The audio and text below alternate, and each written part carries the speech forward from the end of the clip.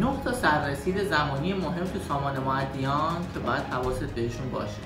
صدور صورت حساب 12 روز. یعنی چی؟ یعنی از زمانی که صورت حساب رو صادر کردی 12 روز مهلت داری که اون رو به سامانه معدیان ارسال بکنی.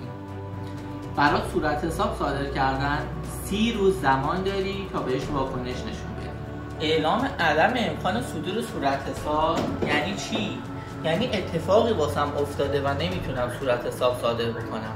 تا پایان روز کاری بعد مهلت داری که این اتفاق رو به سازمان امور مالیاتی گزارش بدی. اگر شغلت عوض شده یا آدرس تغییر کرده یا مالکیت شرکت جابجا شده 10 روز مهلت داری که این تغییرات رو اعلام بکنی. اگر برای صورت حساب‌های فصل گذشته هنوز جدول پرداختش رو پر نکردی بدون 42 روز بعد از تموم شدن فصل بیشتر فرصت نداری.